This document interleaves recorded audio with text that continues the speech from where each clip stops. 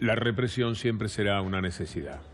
Verán ustedes, dentro de un año y medio, menos, cuando haya que pagar la deuda, los intereses, la deuda nunca más, los intereses se van a llevar buena parte del presupuesto. Entonces, lo que ahora son protestas van a ser mucho peor, es inevitable, es así el neoliberalismo. Es increíble que no nos demos cuenta en este momento, que haya una cierta indiferencia de mucha gente. No se puede entender. Y para poder reprimir van a tener que tener muchas armas. Y la amistad con quien sabe usarlas de una manera muy criticada en el mundo, con Netanyahu, es un hecho positivo, entre comillas, para el gobierno, porque ahí tiene armas, tiene los aportes de las instrucciones que le dan de cómo combatir.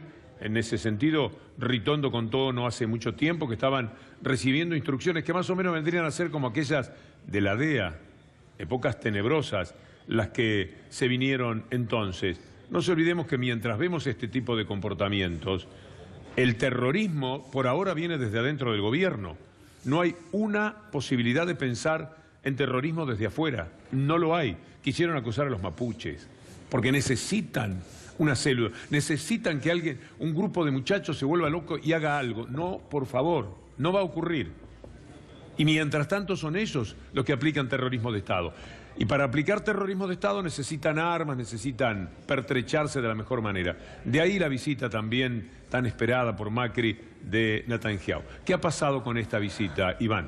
Se reunieron, Víctor Hugo, en la Casa Rosada, el primer ministro israelí y el presidente de la Nación, para oficialmente estrechar lazos económicos. Vino con una comitiva de alrededor de 30 empresarios, el primer ministro de Israel, que estuvo en homenajes, en recuerdos a los atentados de la Embajada y de la AMIA. Allí emitió los discursos que habitualmente tiene el primer ministro de Israel en contra de lo que llama el terrorismo internacional y apunta siempre a Hezbollah, a Irán, son los apuntados por el primer ministro Benjamín Netanyahu. Ahora, hubo otra agenda que no se publicó, hubo una agenda en la que se habló en privado entre el primer ministro de Israel y el presidente de la Nación, Mauricio Macri. Y se trató de ciberseguridad.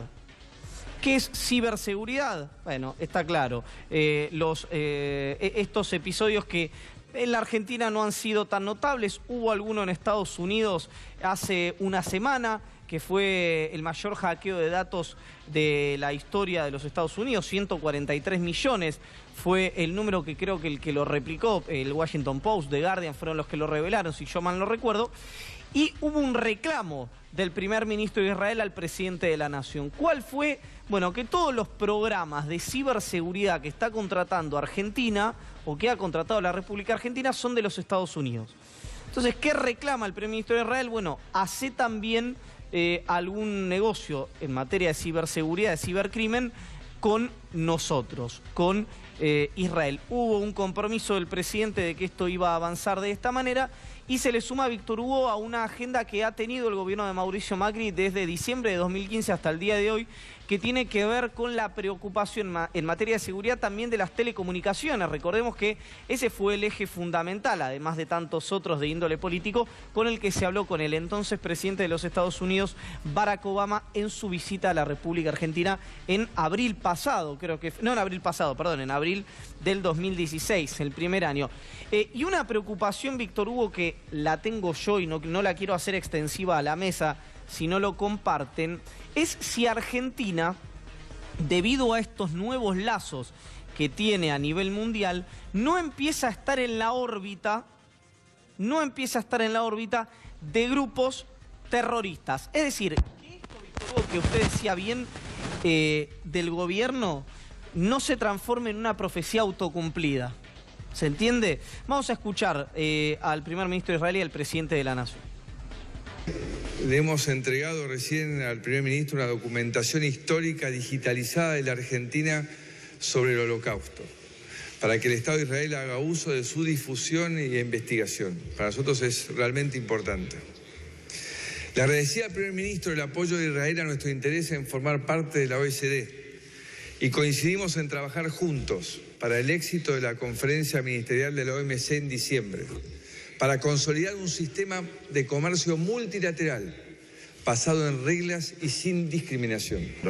Señor presidente Mauricio, que he seguido con mucha admiración los esfuerzos que usted ha venido haciendo a fin de modernizar su economía, y le puedo decir, sobre la base de mi propia experiencia, que realmente entiendo lo que está atravesando, porque es difícil, pero a la vez esto funciona y la gente entiende que el progreso económico requiere de la liberalización, de la apertura, del esfuerzo y de los logros, que creo que lo ubica a usted entre los líderes de los países del mundo que reconocen que la tecnología y las reformas aseguran un futuro para nuestros pueblos.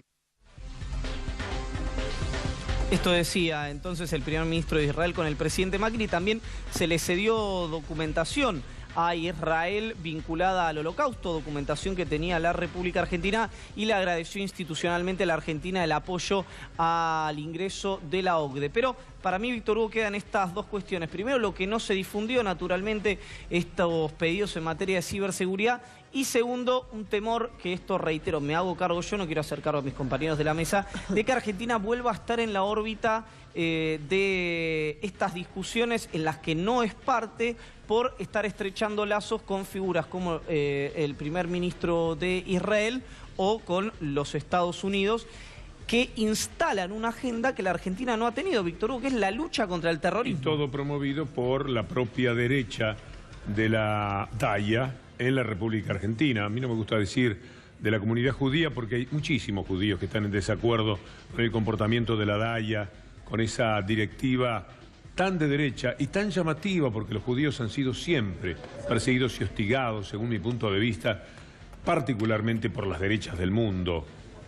Creo que la historia recoge muchísimos elementos en ese sentido. Puede ser también que haya de lo otro, pero en líneas generales ha sido de la derecha. Y sin embargo, la DAIA, por intereses económicos, de clase, de algunos de sus dirigentes, está totalmente involucrada en todo lo que ha llevado el gobierno argentino bien hacia la derecha, en este comportamiento, por ejemplo, con la historia de Nisman, del atentado de la AMIA, etc.